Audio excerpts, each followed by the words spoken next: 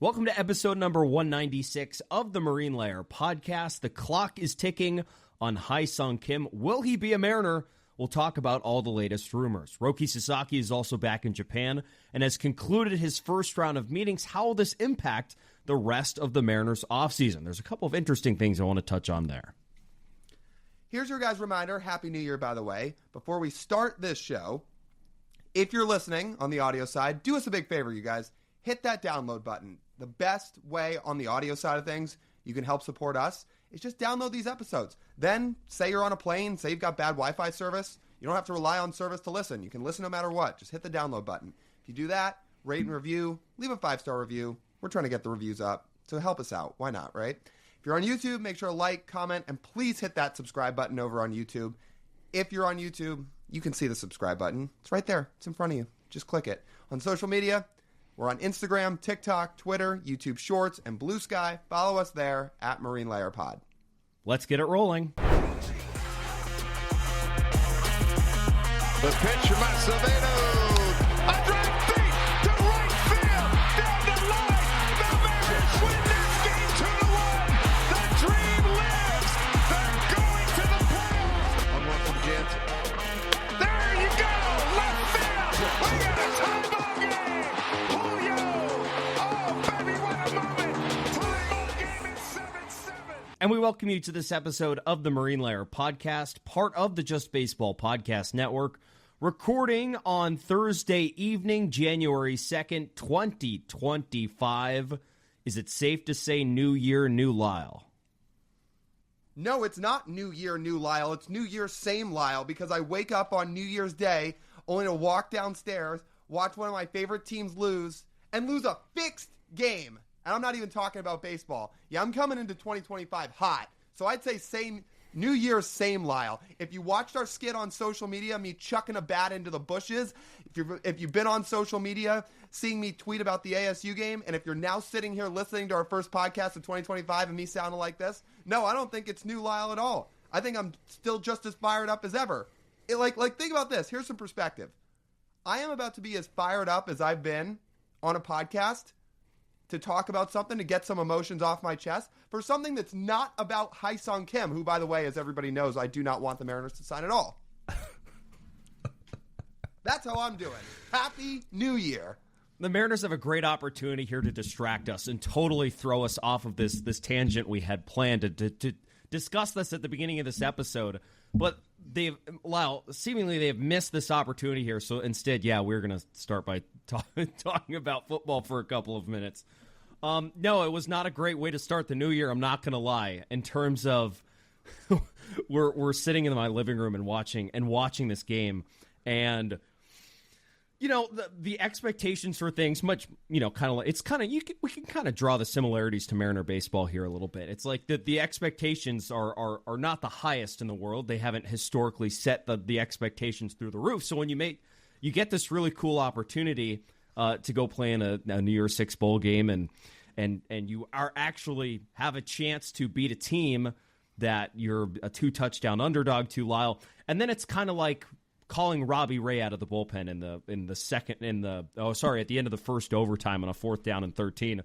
Oh, and then Yordan Alvarez just hits the ball right over the fence. The 4th and 13 turns into a touchdown. It was disappointing. But yeah, to your point, Lyle, it was fixed. I'm totally on this wagon here. Totally fixed. Targeting call at the end of the game. Come on. Yeah, you're talking targeting call against an SEC team in an ESPN design playoff. Yeah. Come on. You're talking about the Robbie Ray thing. Guess what? Yordan won that fair and square. As heartbreaking and crushing as that was fair and square. This wasn't. And guess what? There's probably some of you listening to this that are laughing at our own expense right now and think we're just doing ridiculous amounts of coping after this loss. Maybe it sounds like loser talk to you. Guess what? As I continue to say, I am a loser. Therefore, I am not going to stop this take. I am not going to get off this train. This is a sport, as you and I talk about, college football. I mean, what a stupid, corrupt sport. It is unreal. This is a sport where, I'm correct, right? We've talked about this. The NCAA owns the postseason of every collegiate athletic event except college football. I am correct, right? And it instead is owned by ESPN. Owned by ESPN. NCAA owns all the other postseasons in college athletics except ESPN. So ESPN owns the college football playoff. They also essentially own the SEC and have significant financial interest and investment in that conference. They're going to do significantly better as a network and as a conference if the conference succeeds, unlike if everybody loses, which everybody but Texas and the SEC did. So, I'm not saying every play in that game was fixed, but they knew good and damn well the magnitude of that targeting call when they went to the monitor for 2+ minutes, looked at that play over and over and over and over, Marshawn Lynch over and over and over and over again. And they said, nope, no targeting. The only conclusion I have from that is the call came in. When they were at the monitor, the call came in, and somebody from up above's like, do not give ASU this call. Do not. Because, look, I'm going on a rant here, but I'm going to wrap it up like this. I'm not saying every sport and all these events are fixed. I know a lot of people will do that, but I am serious with this. If there was any sport where a fix would be in, it is absolutely in this new corrupt age of college football where it's all about the success of two conferences and nobody else. Again, I could absolutely believe a call came in to fix that targeting call. The only question you have to ask to answer this question yourself is, in which game would the ratings be better in the next round? Yeah. Texas, Ohio State, or Ohio State, Arizona State? Ohio State, Texas in? Oh, where's that game? Oh, Dallas. Yep. How convenient. Again, if you're college football, and again, you are your whole identity now is built on the success of two conferences. It's like, do we want a blue blood name brand SEC team that's in state to play a playoff game in state against another blue blood, or do we want little old Arizona State from the Big 12? No, it explains it pretty well. And some of you are probably going to tell us, well, the 4th and 13, they should have just stopped that play. They should have scored early in the game. Well, guess what? Never should have gotten to the 4th and 13. Should have ended the game in regulation after the targeting call. Yeah, fix was in. I'm not sure I have much else to add. You did a pretty good job there. Yeah. It's all laid out there in front of you, people. This is why that sport, and I love college football and I have my whole life, but this stupid sport is in a terrible spot and it's so corrupt. And as pissed off as I was about that targeting call, it shocked me 0% to see some shit like that happen. Yeah. I told you, Hye-seong Kim is somehow not the most fired up topic I will bring to this podcast today. I actually just think you wanted to get yourself warmed up. Or maybe I did. Maybe this is the warm up. It is a pretty good warm up. I mean, if Hye-seong Kim signs in the middle of recording this podcast, I am warmed up now to absolutely unleash. Well, we'll see. His deadline is coming up in what's the math on this? 24 minus 2? Was it 1 p.m.? His deadline is 2 p.m. Pacific time on Friday, January 3rd. So 6.5 minus 24 is 17.5 hours. As of time we're sitting here, As of time we're recording right now. Mm-hmm. Yeah, wow. we record at different times on different days, just depending on what works out. But today, if you want a little peek behind the curtain, we actually tried to wait as long as we could to record to see if Hye-seong Kim was going to sign here on Thursday, because if he did, we would have just done an emergency episode. If he had signed with the Mariners, I probably would have featured me being all pissed off during the episode, but we would have done an emergency episode. But here it is, it's 8:30, he's still unsigned, so we're sitting here recording. We got some more rumors to address with Hye-seong Kim, and if he signs tomorrow on Friday, we will do another episode. Promise. Right. Yeah. Promise. Before we get to that, though, just want to let you guys know there is an opportunity for you guys to support us going into this new year of 2025, and this, hopefully, for some of you, and hopefully for us too, an exciting 2025 Mariners season. We're looking for new sponsors. So if you own a small business, if you own like a medium-sized business, or even a big business, if it's a car dealership, it's a law firm, a mechanic shop, it's a restaurant chain, something, just something that you are extremely passionate about and you're looking to grow here in 2025, Well, let us help you here at the Marine Layer Podcast. You have an opportunity to be heard here on this very show. You have an opportunity to be featured on our social channels. But the most important thing is the two of us, the two entities, helping each other. So if this is something that would interest you, you support Lyle and I, and we support you guys back, just send us an email, marinelayerpod@gmail.com. You can send us a DM too on Instagram. You can send us one on Twitter, on TikTok, whatever works for you. Send us a DM there or send us an email, marinelayerpod@gmail.com. We look forward to hearing from you guys. So, Hyeseong Kim. There was a couple of baseball accounts on Twitter today tweeting out from the rumor mill of Korea that Hyeseong Kim's down to a handful of suitors, that he's got contract offers on the table, and that he's expected to sign by the deadline tomorrow. I would say the odds-on favorite is that he would sign with a Major League Baseball team before his deadline runs out tomorrow at 2 p.m. Pacific. Now, what are those teams? The Mariners are one of them. I know the Angels are one. The Reds are one. And I have the other two. Oh, the Blue Jays have an offer out too. And the Padres. So it's 5 teams that have offers out for Hyeseong Kim. Maybe it's just because this is how our feeds are curated, Lyle. But they were making it seem like the Mariners were the favorite. And there was an account today, KBO in English, tweeted that I'm hearing some things. Announcement coming soon. And then that tweet was quote tweeted. I didn't read the entire tweet, but that tweet was quote tweeted and said, a transaction of a soon-to-be former KBO player, then with an arrow, and then a rain cloud emoji. Does that make you excited, Lyle? No. Again, you want me to act sarcastic and come up with some snarky answer? I could, but for the sake of the people, I'm not even going to beat around the bush. No. There was also another tweet out there that was even more direct than that one, because that one was kind of insinuating some things. I think there was one out there saying he's chosen Seattle. Now, I think people are waiting for more of the prominent reporters to actually confirm this and to actually see if it is in fact true. But there does seem to be some real tea leaves out there and some rumors that he might be leaning towards signing with the Mariners. Yeah. So, there's real rumors out there that Hyeseong Kim, by the deadline tomorrow, may sign with the Mariners. I'm doing a great job in showing all my excitement for this. I know. As he grits his teeth. Mm-hmm. Offer, I think the offer I saw was 3 for $12. Mm-hmm. Sounds right. $4 million. So essentially, they're replacing Josh Rojas' contract. They're replacing Josh Rojas with Josh Rojas. That's who pretty much. Actually, that's who Hyeseong Kim is. Probably at his best. That's probably the best case scenario, is he's Josh Rojas.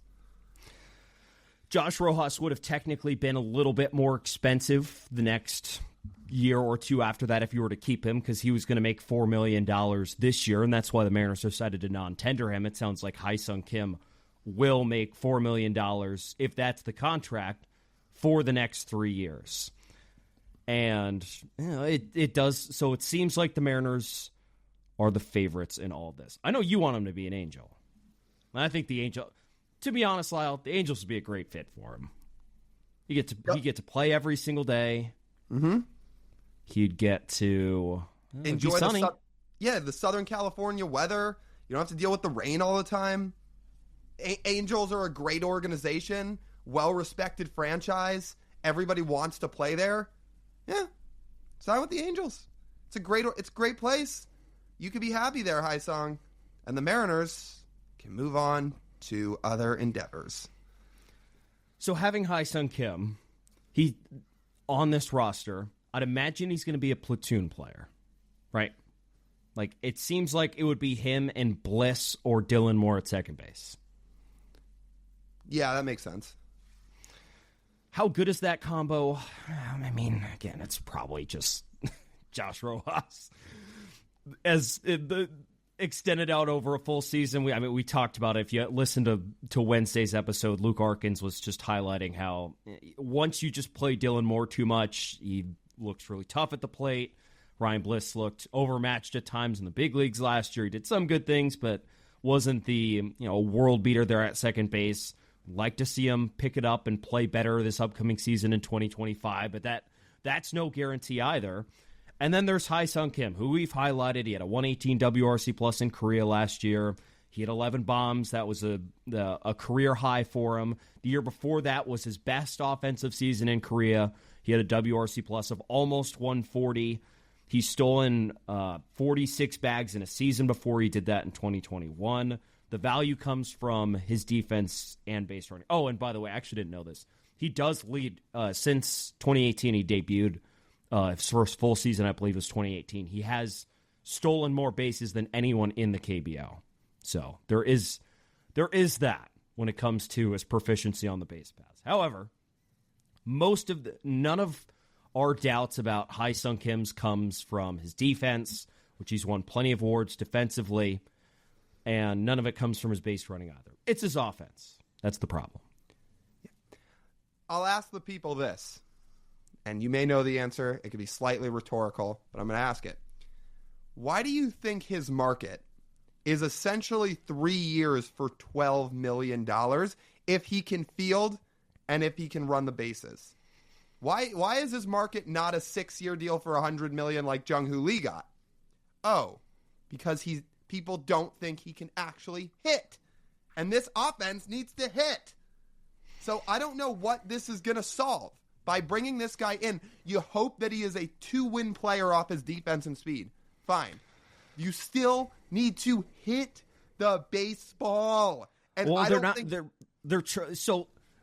They're signing him trying to get better, but they're not. I don't think this is a move that they're going to say, yeah, we're better offensively because we signed Hye-seong Kim. I hope that's the reasoning. Do you trust that in their press conference about him, they're not going to say we're better offensively? Okay, odds are in their press conference they're going to say some stupid quote about him, but behind the scenes, I would be shocked if they said, yep, our offense is better because we signed Hye-seong Kim. Yeah. He's a good base runner, but he's not gonna make you score 50 more runs because he's running the bases instead of Josh Rojas or Jorge Polanco. Like Polanco last year was an average base runner, and so was Josh Rojas. Like Hye-seong Kim could be above average. He could be a good base runner, but that's worth what, 5 runs in a season? And just to explain to people who are currently screaming, saying, how can you say Polanco's even an average base runner? Look, he's not fast, but his actual base running ability graded out as about league average. So, yes, you're right.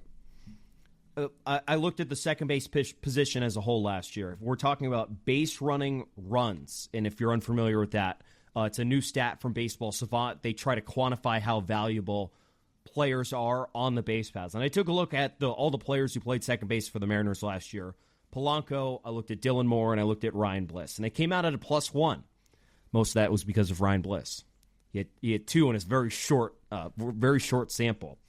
So it wasn't a disaster base running wise at second base. That wasn't totally the problem. It could always be better. We talked about how unathletic at times the Mariners roster seemed and how many pickles it put them in certain scenarios last year. Thank God for Victor Robles. They would have been just their base running last year. I don't know if you've looked at the base running runs. I would go look after we're done recording. And look at everyone else besides Victor Robles. They probably look like a bunch of kids on Mill Avenue at Arizona State stumbling around at 2 a.m. on a Saturday night. Yeah, you're not that far off. So the base running would be a positive for Hye-seong Kim. Stolen bases don't necessarily mean you're a great base runner because you could be an inefficient base stealer. I would imagine, though, Hye-seong Kim will bring a net positive in the base running category. Like, this is going to be me spin zoning. I'm going to spend this segment. Well, Lyle's got the bad cop going right now. He's angry about the ASU game. I am too, by the way. Dude, just fucking bullshit. But he's angry right now about this. I'm going to play good cop. I'm going to be spin zoning Hye-seong Kim and how this value could work out for the Mariners. And I will note again, the Mariners are not signing Hye-seong Kim to be better on offense. They are not doing that. If they wanted to be better on offense, they would open up the checkbook and they would make more money available to go get players. Mm-hmm. But since that is not the case, they have to find ways to get better in other areas. Yeah, the offense stunk last year, but the Mariners were lacking in a lot of categories that they could have been a lot better in. So that's where you go look at the offseason. It's like, all right, well, we need to improve somewhere on this roster. Whether it be speed, whether it be defense, whether it be bullpen, we need to find a way to get better in ways. And lucky for them, base running and defense is a lot cheaper than upgrading on offense. So that's one spin zone now. There you go. This is actually good. This is a good way to kind of segue the show, or not segue the show, but plan out this show and blueprint this show, that there's a good cop and there's a bad cop. So people get the positive sides of Hye-seong Kim if you want to be positive about the signing, and if people are like me where you're going to be upset about it, you can get the side where you're upset about it. Here's the other thing I've been seeing plenty about Hye-seong Kim that people have been saying in addition to his defense and speed, that, well, he's a bat-to-ball guy. He's going to put the ball in play. This is what the Mariners need. Yeah, guys, he put the ball in play in essentially Double-A, in the KBO. In the KBO, sure, he didn't strike out, and he put the ball in play. That's awesome. You know who else didn't strike out a lot in Double-A? Let's see if you can guess the name I'm about to throw out here. You know who didn't strike out a lot in Double-A? Wait, don't say it. Don't say it. Jared Kelenic. Jared Kelenic. Yes, I didn't even know that beforehand. Let's go. Jared Kelenic did not strike out a lot in Double-A. He was considered a bat-to-ball guy. Once he got to the majors, he has ran out a career strikeout rate of over 30%. Now, question. Yep. Question. Mm-hmm. Is Hye-seong Kim training with Mark McGwire this offseason? Well, not that I know of. Hopefully not. But I would like to say that while maybe Hye-seong wouldn't reach the 30% mark in Major League Baseball, this idea that because he actually made bat-to-ball contact plenty in the KBO, that it's just going to translate over to elite big league pitching is a little short-sighted from people that are so sure that it's just going to plug and play and work. I am not sold on that at all. And let's highlight the environment that the KBO is when it comes to offense. So not only is the talent level closer to Double-A than it is to the big leagues, but think about this. So Hye-seong Kim, for his career, hit 304 in the KBO. And then there's been some people in our comments today have been like, look, he's, like you mentioned, a great bat-to-ball guy. He's got over a 300 career average. Look at the on-base percentage. Like, these bat-to-ball skills translate. He's good at locating off-speed pitches and such. It's like, well, maybe in the KBO he is really good at that. And that's a heck of an achievement. There are guys who have made great careers in the KBO. You make some money, you retire, and you live a good life. Fantastic. In the KBO, the league batting average is 277. So the league is nearly hitting 280. That makes, when you hit 300, it's not really that special. When the rest of the league is hitting for an average that high as well. Lyle, do you want to take a guess what the league ERA is in the KBO? Ooh, league ERA in the KBO. I'm going to say 3.9? 4.9. 4.9. 4.9. So just for some context, that's peak steroid era Major League Baseball number right there. So in a hitter-friendly league featuring bad pitching, Hye-seong Kim was barely above league average as a batting average bat-to-ball guy. He was barely above league average, or not barely above league average, but not crazy above league average as a WRC plus guy, considering it was 118, and that was a good year for him. He's had years in the past where he was down at things like 104. That was 2021. And then all paired with, this is not big league caliber competition. Why are there people out there that are so set, like so sure that this guy's going to come over and hit? They need real bats, dude. Like, this is essentially like signing a minor leaguer and hoping a prospect's going to pan out. He's definitely a prospect. It's not, you're not signing a Roki or a Roki level talent or a Yoshinobu Yamamoto level talent or a Shohei level talent or a Yusei Kikuchi talent. Like, KBO's different. It's a different beast. It's completely different. Like, the leagues, the MPB and the KBO are totally different. Like, they're both in Asia, but they are starkly different when it comes to the talent level at those two leagues. I just want people to remember that. Like, it is a very, very different environment that they play in the KBO. Mm-hmm. I will note, in terms of what you're actually improving, as I'll just repeat myself again, that this move is not to upgrade the offense. The Mariners want to upgrade the offense. They know what they need to do, and they have been unwilling to take the risk to go do so, and so far seem complacent about where the offense is. Hence their comments at the end of the season, the final 5 weeks is the greatest 5 weeks in Mariners history. Oh, look how many runs they scored in the final 5 weeks of the season, Lyle. It's the saviors. We're right. We're right. Yawn. Anyways, Mariners were terrible defensively at second base last year. I mean, horrendous. They netted fielding runs, which is the fielding version of base running runs on Baseball Savant last year, -6 at second base. Jorge Polanco posted most of that. It would have been a lot worse if I think Dylan Moore wasn't a decent glove at second base. So that number will not be -6 next year if Hye-seong Kim signs with the Mariners. It will instead most likely be positive. He's won the KBO version of a gold glove at second base, and I would imagine, Lyle, they don't base gold gloves off of batting average in the KBO, right? I'd hope so. I would hope. Yeah. And I also believe he won their version of the platinum glove this year. Don't quote me on that. I think I read that earlier. But he's a good defender. And when Hye-seong Kim, who his former teammate in the KBO, left for Major League Baseball, Hye-seong went over and played shortstop. Like that's the kind of trust they had in him defensively. So legitimately, they will be better on defense. And whenever a ball was hit at Jorge Polanco last year, it was an adventure. Not enough range, not a good enough arm. It was troublesome. They're at second base last year, and it will be different defensively if it's Hye-seong Kim or Hye-seong Kim playing out there instead of Jorge Polanco. Speaking of Hye-seong Kim, now I'm going to go back and do a bit more of a negative spin of this. Just for some context, where Lyle's saying, oh, KBO guys never hit. Oh, like KBO stinks. These guys, they hit. If you're not a 200 WRC plus guy in the KBO, you'll never be able to hit in Major League Baseball. Let's put some context here. So Hye-seong Kim in his final season before coming over to Major League Baseball had a 141 WRC plus in the KBO. Very good season. First season in San Diego, Hye-seong Kim had a 71 WRC plus. Correct.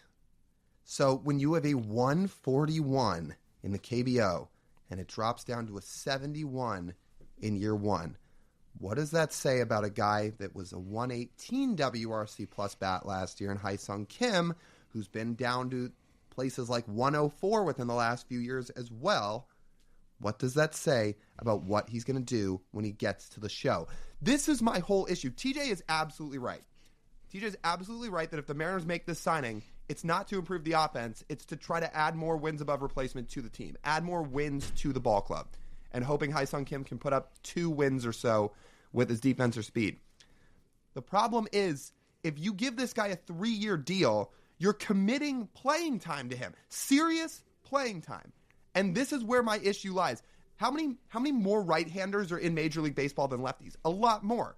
And as a left-handed bat, that means Hye-seong Kim would get a real run of playing time at second base, meaning he is going to be in the lineup getting multiple at-bats every night, getting his 3-4 at-bats every night. So it's not about... I mean, maybe they could move him to the bench. I mean, you can pay a bench player $4 million. When you have a $15 million made-up budget, you have very little room to work with. This is the other problem. If the Mariners had a normal offseason budget, and this was their idea as a number 3 or 4 offseason signing, to say, this guy's going to help us off our bench, I'd say, you know what? I can buy into that. When this is going to be their first move of the offseason on a stupid $15 million budget that is made up and arbitrary, this is where my problem is. You're now spending a chunk of that to a guy who I don't think is going to hit a lick. This is also the type of player they've been looking for on the bench for a while, Yes. Honestly. Yes. Like, Mitch Haniger as a bench player, by the way, which is an example of someone who will be on the Mariners bench projected this year. Like, think about what Mitch Haniger offers right now and his pay and his contract. and what Hye-seong Kim offers. Hye-seong Kim looks a lot more like a major league bench player that you can put into pinch run and play defense late in games. Someone that actually, impacts the game and makes you good late, where the Mariners can't even pinch hit Mitch Haniger late in games now. I wouldn't personally, as a podcaster sitting here in his bedroom recording, I would not do that with Mitch Haniger. But Hye-seong Kim actually provides a value. I want to take you back to 2022. Think about that 2022 Mariners roster and what they could do late in games, especially down to the stretch of the season. I vividly remember some of the best parts of that Mariners roster is when they could put Sam Haggerty in off the bench and he would steal bases and impact the game. Mm-hmm. It was fantastic. Mm-hmm. Mariners haven't had that ability consistently over even a multi-month stretch since then. Yeah, because Dylan Moore always has to play somewhere or another. They did it with Ryan Bliss a little bit this past year. They did it with Leo Rivas a little bit, but because those guys were still kind of working to find their presence in the big leagues as a bat, it was hard to put them in the lineup consistently. If you remember that year, Sam really hit. There was a stretch where Sam Haggerty was really hitting, and as a result, it let the Mariners feel comfortable playing him in the lineup somewhat regularly, or to bring him off the bench if they had to use him late in games because he could do so much. Yeah, he was awesome back in that 2022 season. Yeah, let me clear that up. Again, I'll say it again. If Hye-seong Kim was being signed, as the Mariners also planned to sign Christian Walker to play first, and Hye-seong Kim, not Hye-seong, but get Hye-seong Kim to play second, and you traded for Alec Boehm to play third, and then you said, okay, we are also going to spend $3 to $4 million a year on Hye-seong Kim to be a bench bat. I'd say go right ahead. As a bench bat, he can provide value. But he is going to get a serious run at second base and get serious at bats when he shouldn't. For a team that says we need to improve our offense. Like, that's my issue. They are going to spin this like this is improving the offense. And I don't know who they're fooling with that, but I don't think Hye-seong Kim's going to get anywhere near a league average bat, especially in year one when this team needs his production if they were to sign him right now in 2025. I have two more things. Number one, I would like to point out that there have only, believe it or not, been 11 Korean-born hitters to come play in Major League Baseball. That's it. The sample size of Korean hitters in baseball is very small. But we have an idea of how Korean players play in Major League Baseball, but the sample size is still very small. If you would like to spin it and say, well, we just don't know, that is an option. If you'd like to think about it that way, I'd just like to point that out. It's just 12. Like, after Hye-seong Kim signs, it'll be 12. Lyle, that's barely more than I'm holding up on the screen right now. Yes, correct. Okay, last thing for you. I have a question for you. The Mariners' second base totals last year, they slashed 209, 301, 357, a 658 OPS, 22 home runs. They were collectively worth, I estimate, about 2 Baseball Reference wins above replacement. The Mariners signed Hye-seong Kim. Throw out the home runs because he's not hitting 22. Is he going to beat those marks, or is he going to go below those marks? Before I answer that question, you said he's not going to hit 22 home runs. Will he hit 5 home runs? I could believe him hitting 5. With increased velocity also comes with the ball going a lot farther. Is he going to barrel up that velocity? Well, the one thing he did do this last year while his WRC Plus went down, he did improve his launch angle. Let's not get it twisted, he does not hit the ball hard at all. I mean, he is bottom 10%. It's like mid to low 80s when it comes to exit velo. That's bad. Mm-hmm. But he did hit the ball in the air a little bit. You don't need to hit the ball 120 miles an hour in the air to hit a home run. You just need to hit it about 100, and usually that'll get it over the fence. So 5, yeah. Fine. Okay, so the number is, you said 2 wins above replacement and what? And a 209, 301, 357 slash line, a 658 OPS. 2 wins above replacement. It feels like you could push on that. That feels like about what he'd do. Okay, if you want me to say over on the WAR and say he'd be a 2.2 win player because of his defense and speed, Sure. I'll go slightly over on that. The offensive slash line, man, I don't know if he's putting up a 658 OPS in year one. I really don't. Again, look at what you just outlined with Hye-seong Kim. Again, this is Hyeseong now, not Hyeseong. I know it's a little confusing. But like Hye-seong Kim, for example, despite him likely to miss the first month of the season with a shoulder injury, I would actually be thrilled if the Mariners signed Hye-seong Kim. I think that'd be a great signing because he's now a proven big leaguer that plays phenomenal defense and at least puts up average offensive stats, which has, in his time as a big leaguer, at times made him things like a 4-win player, which is really valuable. Hye-seong Kim is not a proven big leaguer. And in year one, where there are serious things on the line here in 2025, do I think he's going to put up a 658 OPS? If I said yes, it would be with zero confidence. So I'm going to go under on that. I would go under on those two. Yeah. Mm-hmm. And I think his WAR will be somewhere between 1.5 to 2. But a 1.5 WAR is about big league average. So, which is great, but again, if you're accumulating wins of the team, that is obviously all in all a good thing. But what happens when you are physically taking at bats? That's the problem. That's why I'm sitting here all pissed off, because they need offense, and this is not how you get it. And you have also then essentially used up a third of your made-up offseason budget on a guy who's not going to hit. Again, it doesn't seem like this move is made to improve the offense. They know what they need to do to improve the offense. We'll know when they're trying to improve the offense if they want to. Right. However, I just want people to know that if they decide to sign Hye-seong Kim to this deal, you now essentially have $10 million left to fill both corner infield spots and figure out how you're going to improve this offense. Because that's going to be your second base production until Cole Young gets called up. So second base is quote-unquote finished with for the offseason if the Mariners sign Hye-seong Kim. So now you have $10 million to try and address two power positions where you need real offense. It's not. I will say it's not like there's a ton of great second basemen available. Again, Hye-seong Kim. Yeah, well, out of their budget. We haven't said it yet today. Not a smart strategy. Not a smart strategy. Can't sign free agents. But hey, they like trading in Brandon Lyle. Even though the Rays said he wasn't available, he's only got a year of control left. We know the Rays love trading. Mm-hmm. And he's old. Yeah. Yeah, I'd be all for that. It just... But if they sign Hyeseong, they're not trading for Brandon Lyle. Right. No, they're not. Well, guess what, people? We might get to do this all over again in less than 24 hours if here on Friday he signs with the M's. So if you think it's bad now, imagine this is me reacting to rumors so far. Imagine me if this becomes reality. Huh. I'm sure I'll be in a great mood. Ooh, that's good. And you'll probably catch Lyle before he takes a nap tomorrow. Oh, that's true too. He might be grouchy. Be a miserable week to be a sports fan. Hyeseong's keeping me from my nap too. Be a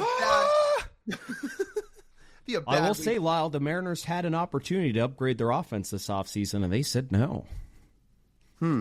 That's weird. Just note that. That's super. That's odd. I thought they were in a contention window. Oh wait, they are. Mm-hmm.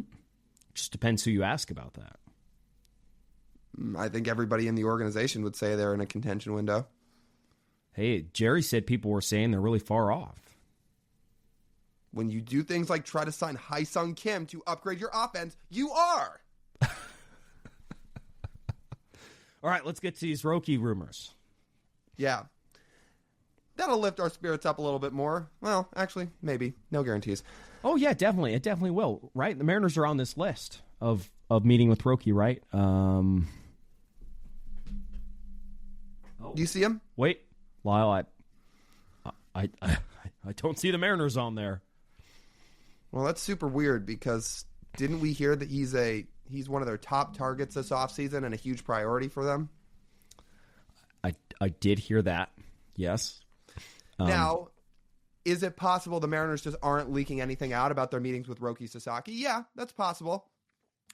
But it is interesting, all the teams that have been reported that have met with him, but the Mariners are nowhere to be found. Because, look, the Mariners themselves don't leak anything, but it feels like these reports about where Sasaki's gone and what teams he's met with, they're coming out of Sasaki's camp. It's not from the team. No, it's the opposite. No, Sasaki's camp has refused to confirm if any team has met with Roki.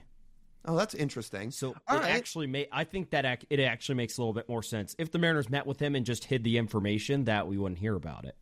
Well, then that's possible, because, again, the Mariners legitimately don't like information to get outside their building. There's a reason you don't ever see any of these reporters throwing out credible information on the Mariners have met with this person and they're in talks with this person and they're getting toward the final stages of a deal. Like, you don't see that from the Mariners. You see teams like the Mets do that a lot. You see some other teams do that a lot. Not really the Mariners. So if that's the case and Roki's camp is not leaking out who he's met with, then maybe he has met with the Mariners. We listed off the teams before. I'll list them off again. Dodgers, Padres, Rangers, Yankees, Mets, Cubs, Giants. Those are the teams that have publicly been publicly recorded. Let me try that again. Publicly reported that Roki has met with them, which is great. He might have met with a couple of other teams that have decided not to disclose that information. Roki's side not confirming really anything. 20 teams submitted stuff. I would imagine the Mariners were in on that group, given what they said. So, like, at this point, we see all these teams. We haven't heard anything else connecting the Mariners and Roki. Like, at this point, it sounds like Roki's back in Japan for the winter. So once the new year, now that it's January, he's not going to be in Japan the entire winter, because his posting window expiration is January 23rd. So he'll have 8 days after the new signing period starts to sign with another team. So he's going to come back and use these next couple of weeks, I would imagine, to go visit a couple of cities. That's what's been reported. And then he's going to make his decision on where to go. I do wonder if the Mariners do have any chance of this, if we would hear anything until he signs. Like, I don't someone think going to stalk him at SeaTac? Remember last year when the Shohei stuff started getting real interesting with the 1 for 65 report out there, paired with the Mariners team store just happens to announce, on December 8th, we're going to be closed today. Yeah. And just like how the Dodgers did that the day Shohei came into town to meet so nobody could see him and it was private, and we started joking last year, who's meeting up with us for a tailgate outside of T-Mobile Park on Saturday, December 8th? Welcome Shohei with open arms. Yeah, is anybody going to do anything like that? I will say, I bet you it may be somebody that's a Mariners fan. It could be some fan of another team, just depending on where he goes and what cities he visits. Who's going to get the iPhone footage of Roki Sasaki walking around a city, posted on Twitter, and people explode over it? It's got to be in L.A. Probably. Because, we know he's going to visit L.A. Well, of course. I mean, that's where Wasserman is. That's where Wasserman he's been working out. That's where Wasserman is, and he's going to at least go see Dodger Stadium and meet with the Dodgers, etc. Well, if he signs there or not, it feels like there's a good chance, but he will at least go. So we know, based off of these Roki sweepstakes, there's two possible outcomes for this Roki Sasaki situation. One, he signs with the Mariners, and two, he doesn't sign with the Mariners. And I think there's a positive to each side of that decision. If he somehow decides to choose the Mariners, even though I can't find a single list out there from any reporter that puts the Mariners in the top 5, top 6, top 7, top 8 in terms of likely suitors for Roki Sasaki. So they would sign him, and they would have a 23-year-old fireballer who's going to be the ace of the rotation in 2 years, making league minimum. Fantastic. Or he doesn't sign with Seattle, but now if we take a look at our list of 5 teams that will need that want a starting pitcher, that will now need one, and they will have missed out on the best one on the market, and now might be a little bit more desperate to come calling back to the Mariners for Luis Castillo. So I combed through this list. I was trying to find, all right, what teams would the Mariners want a player from that would be I said 1% realistic. If it's 0% chance, then I took it off the table. And I came down to 3 options here out of this list. We talked about the Giants and Tyler Fitzgerald last week. The New York Mets and Mark Vientos, which is probably 0.1% of chance, but I'm going to put that in there anyway. And then the Chicago Cubs, as we've talked about Nico Horner all offseason, with more attached, coming back to the Mariners, and the Mariners sending Luis Castillo to Chicago. For the other teams, the Mariners aren't trading Luis Castillo to the Rangers. I don't think the Padres would trade someone like Jackson Merrill, who is unbelievable and going to be 22 next year. They have no reason to trade him. Yeah, let me even go take it a step further than that. You say you don't think? No, the Padres will not do that. They will not. And especially because the Padres are currently trying to shed salary. Right. And Jackson Merrill makes league minimum. Mm-hmm.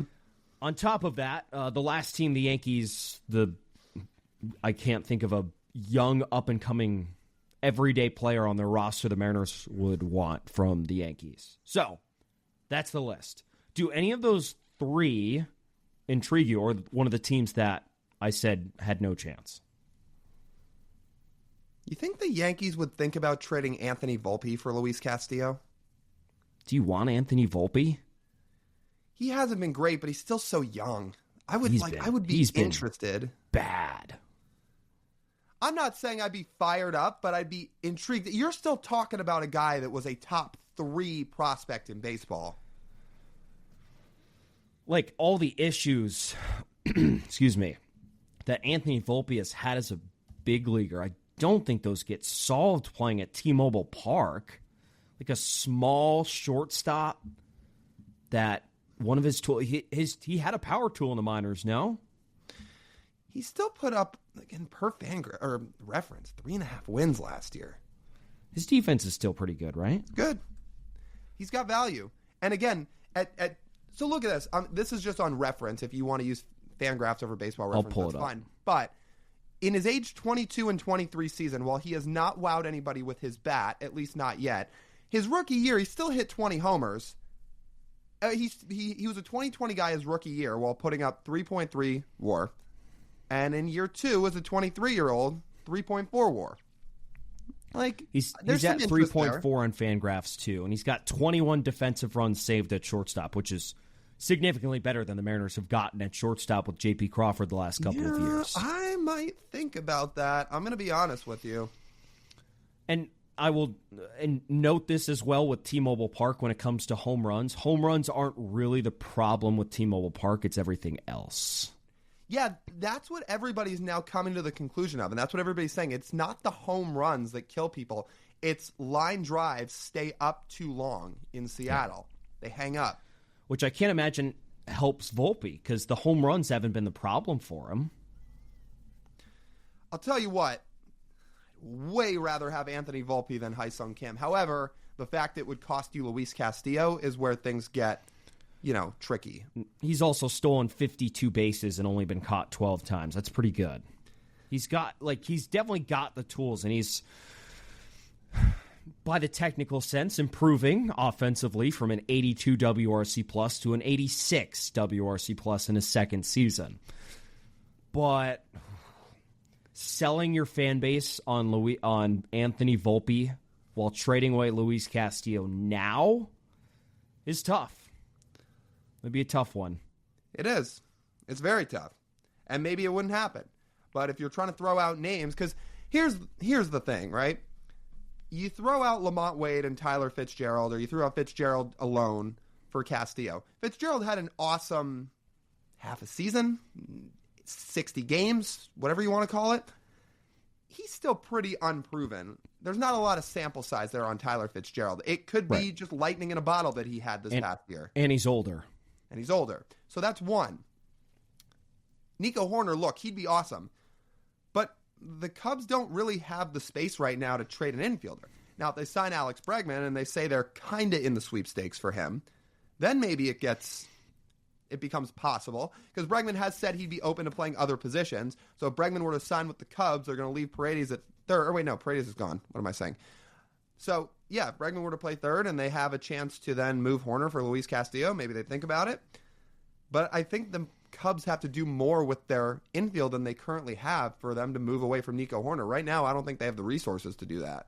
So that's 2 of the 3 right there. I'm trying to think about some other ideas here, and I could talk myself into Anthony Volpe. Again, yes, he is not an established, impact big league bat yet. He does already have value.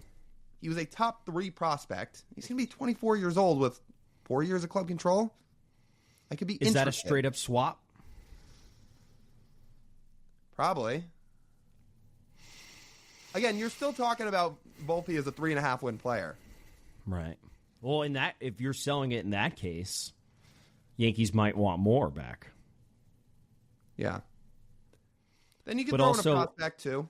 If you look at it from the Yankees' perspective, I don't know if it benefits them at all to let Anthony Volpe go at this point. Because they missed. Now, if they had cashed in on the shortstop market like we had assumed they would, when there was all those big free agent shortstops on the market the last couple of years, Correa, Trey Turner, Xander Bogaerts, etc. Those guys were on the market, and I know the Yankees were in trying to sign those guys, and they weren't able to. That would have made Volpe a little bit more expendable, and then that could be a super obvious one. It's like, all right, give him a new environment. There's less pressure here in Seattle. Just go be yourself. That's what happened to J.P. Crawford, and J.P. eventually flourished to have the 2023 season as a former top prospect, a former top 3 prospect, just like Anthony Volpe. You just can't really sell that to your fan base right now, unfortunately. But given the situation the Mariners have put themselves in, you don't really have any other choices. No. Someone like that is available, could take a swing at it. The other thing, too, with the Yankees and looking at Roki Sasaki, just talking this through more, is they may be looking at Roki Sasaki, like a lot of teams are, where it's essentially, an add-on piece, an unbelievable add-on piece, but it's essentially just, they're doing it out of just pure talent, not out of need. It's like in the NFL draft when they say you draft best player available, you're not drafting for need. This would be the Yankees signing somebody at league minimum for need, because you look through this rotation. Garrett Cole, Max Fried, Carlos Rodon, Luis Gil, Clark Schmidt, and then you still have Marcus Stroman. There's some dudes already there. Now, with Roki, you could go to 6. You're telling me you're supposed to keep signing talented players even after you already have some? Oh, that's weird. No, actually, you're not. It's not a smart strategy. Yeah, I guess we were told the opposite. Funny. No, again, we were told the opposite. We were told it's not a smart strategy. Therefore, it's not. I mean, Very interesting. The organization that's made 0 World Series clearly knows. Anyway, yes, the Yankees may just be looking at Roki Sasaki as somebody that could be an ace for them and a way to fill out a 6-man rotation if it was possible that Roki was interested in playing there. I also don't think Sasaki's going to sign there because everything we listen to Joe Wolf talk about at the winter meeting says he may be looking for a softer landing spot. If the Japanese media really was as hard on Sasaki as his agent Joe Wolf outlined, and that it took a toll on Roki a lot of the time, I don't know if going to New York and having to hear his name on WFAN all the time is exactly going to make it an easy landing spot for him. I don't want to call Joe Wolf a liar because he's working for his player. But I'm looking at these teams, and soft landing. Yeah. Yankees, Dodgers, Cubs. It's not the soft landing's the Padres. Right. Otherwise, it's nothing soft about any of those landings. I was expecting to see someone random like the Rockies on there, or the Reds, or, let's say the Rays, right? That's a pretty soft landing in a good pitching development organization. Guardians, right. Soft. But, yeah, there's nothing soft about those teams. So it's like, wow, I mean, I'm sure the quote sounded good. You don't think that, Francesa's off the air now. Now Don LaGreca's off the air. I was going to say, you don't think those guys are going to be nice to Roki? No, Don's on the air. Oh, you're right. It's just Michael K that's on. You don't think Don LaGreca is going to be nice to Roki if Roki starts out his career by struggling? Mike Francesa has a podcast. You think Francesa will be nice to him? I mean, he's an understanding guy. You think Mad Dog on his weekly appearances on First Take will be nice to Roki Sasaki if he struggles in New York? This guy stinks. Come to Seattle, Roki. That's what I say. Soft landing, but it would be nice. Can we just get a rumor, please? That'd be nice. Roki Sasaki had lunch at Salties? Sure. Yeah.